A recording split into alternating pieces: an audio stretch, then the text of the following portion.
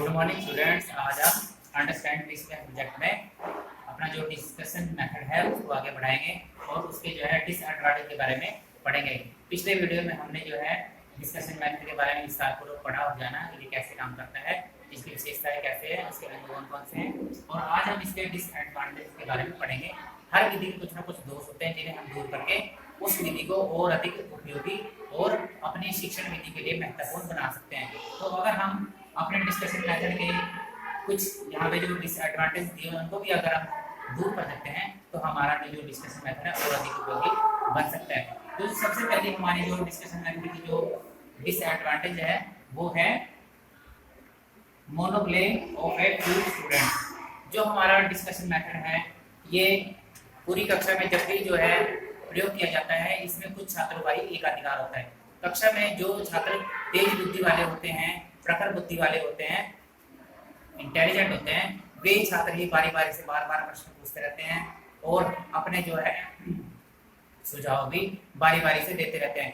वे मंद बुद्धि बालक या सामान्य बालकों की बुद्धि के जो बालक हैं उनकी बारी आने ही नहीं देते। इस प्रकार हम कह सकते हैं कि जो कुछ स्टूडेंट हैं जो इंटेलिजेंट स्टूडेंट होते हैं कक्षा के, वे ही पूरे लेक्चर के दौरान, पूरे डिस्कशन के दौरान, पूरे वाद विवाद के दौरान अपने आप छाए रहते हैं और दूसरे स्टूडेंट को आगे आने का मौका ही नहीं देते। इस प्रकार से कुछ एक स्टूडेंट के ऊपर ही है जो वाद विवाद चलता रहता है और वो ही अपने सुझाव हैं वो ही देते रहते हैं। तो नेक्स्ट है हमारा वेस्टेज ऑफ टाइम। इसमें है जो समय की जो है व्यर्थ है, समय इसमें वेस्ट जाता है, क्योंकि जैसे कि हमने अभी जाना कि कुछ स्टूडेंट हैं जो वाद विवाद में तर्क वितर्क में आगे आकर हिस्सा लेते हैं और आगे आकर बार बार जो है अपने प्रश्न पूछते रहते हैं। किसी दूसरे स्टूडेंट का जो है वो समय ही नहीं आने देते या उसको बोलने ही नहीं देते। तो इस प्रकार क्या होता है कि जो हमारा लेक्चर है उसका टाइम वेस्ट चला जाता है।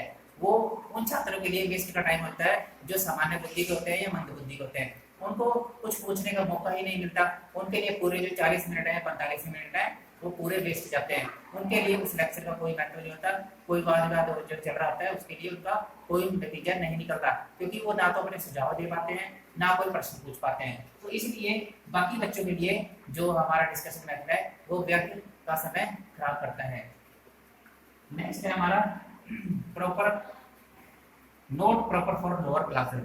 जो हमारा डिस्कशन मेथड है ये विशेष रूप से हमारी उच्च कक्षाओं के लिए उपयोगी है। जो हमारे बड़े बच्चे हैं केवल उन्हीं कक्षाओं के लिए उपयोगी है, क्योंकि उन कक्षाओं में बच्चे समझदार होते हैं, बारी बारी से अपने प्रश्न पूछ सकते हैं और अध्यापक की जो जानकारी है उसको भी अपने दिमाग में बिठा सकते हैं। और जो हमारी छोटी कक्षाएं हैं उनमें बच्चों का दिमाग इतना तेज नहीं होता, उनकी बुद्धि सामान्य होती है। वे वाद विवादों का अर्थ नहीं जानते, ना ही वाद विवाद कर सकते हैं, ना उन्हें पता होता है। वे सिर्फ कहानी के माध्यम से ही किसी बात को समझने के योग्य होते हैं। तो इस प्रकार हम कह सकते हैं कि हमारी जो छोटी कक्षाएं हैं उनमें हमारा डिस्कशन मेथड बेकार है। हमारा डिस्कशन मेथड सिर्फ जो है बड़ी कक्षाओं के लिए उपयोगी है। नेक्स्ट है note proper for shy and slow learners. हमारा जो डिस्कशन मेथड है सिर्फ तेज बुद्धि वाले बालकों के लिए ही अधिक उपयुक्त है। हमारी कक्षा में बहुत कई तरह के बालक होते हैं, तेज बुद्धि वाले, सामान्य बुद्धि वाले, मंद बुद्धि वाले और कुछ शर्मीले बालक भी होते हैं। शर्मीले बालक बार बार यही सोचते हैं कि अगर हम कोई प्रश्न पूछते हैं तो उसमें हमारी कहीं इंसल्ट ना हो जाए, तो कहीं हम कुछ गलत ना बोल दें, कुछ हमारे मुंह से कुछ गलत ना निकल जाए, या हमारी कही भी बात हमारे टीचर को या हमारे स्टूडेंट जो बाकी स्टूडेंट हैं उनको पसंद ना आए।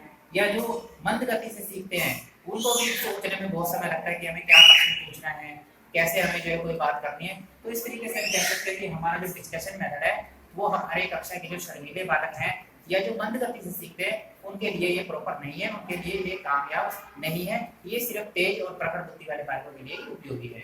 नेक्स्ट है complete syllabus can not be taught. Discussion method के द्वारा हम अपना कंप्लीट सिलेबस नहीं कर सकते। इसके द्वारा हम कुछ एक टॉपिक ही बच्चों को पढ़ा सकते हैं, जो बड़े बड़े टॉपिक है उनको छोटा करके पढ़ा सकते हैं, या उनके जो इंपॉर्टेंट तथ्य हैं उनको हम निकाल कर बच्चों को डिस्कशन में वाद विवाद के द्वारा उनको समझा सकते हैं। सारा सिलेबस है जो हम बच्चों को अपने डिस्कशन मेथड के थ्रू नहीं पढ़ा सकते, क्योंकि बाकी जो सिलेबस है उसके लिए हमें कुछ और भी जो है मेथड की जरूरत पड़ती है। नेक्स्ट है लेक ऑफ स्किल्ड टीचर्स। जैसे कि आप सबको पता है कि वाद विवाद या तर्क वितर्क है उसके लिए एक योग्य टीचर का होना बहुत जरूरी है। उसके लिए एक अध्यापक का भाषा के ऊपर पूरा जो है ध्यान होना चाहिए, भाषा में जो है पूरी तरह से प्रवीण होना चाहिए और उसे अपने टॉपिक की भी पूरी समझ होनी चाहिए। पर हमारे जो यहाँ पे स्कूल्स हैं, हमारे जो एजुकेशन सिस्टम है, उसमें आज भी जो है शिक्षकों की कमी है। बहुत से शिक्षकों को जो है आज भी जो स्किल्ड की कमी है वो पूरी तरह से ट्रेंड नहीं है। तो इस तरीके से हम कह सकते हैं कि जो हमारा डिस्कशन मेथड है उसमें हमारे जो टीचर है पूरी तरह से ट्रेंड नहीं है।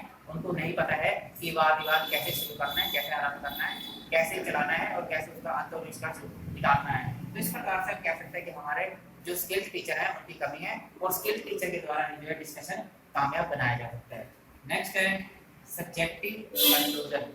जैसे कि कक्षा में कई तरह के बुद्धि के बालक होते हैं, तो इस तरह से जो तेज पढ़कर बुद्धि वाले बालक होते हैं वो कक्षा में छाए रहते हैं, बार बार जो है हमें उत्तर देते रहते हैं, बार बार प्रश्न पूछते रहते हैं।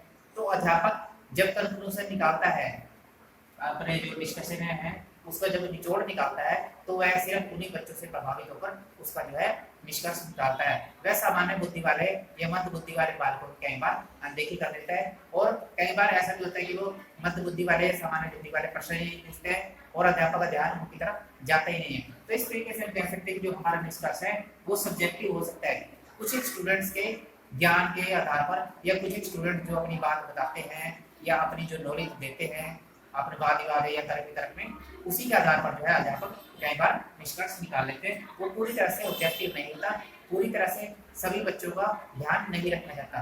तो इस तरीके से हम कह सकते हैं कि हमारा जो डिस्कशन मेथड है उसके जो निष्कर्ष हैं वो सब्जेक्टिव हो सकते हैं जबकि वो ऑब्जेक्टिव होने चाहिए। तो आज हमने जो है डिस्कशन मेथड के कुछ डिसएडवांटेज देखे जिन्हें हम जो है कम करके या जिन्हें हटाकर हम अपने डिस्कशन मेथड को और अधिक कामयाब बना सकते हैं। तो आज स्टूडेंट्स हमने ये पढ़ा, कल हम कुछ और करेंगे।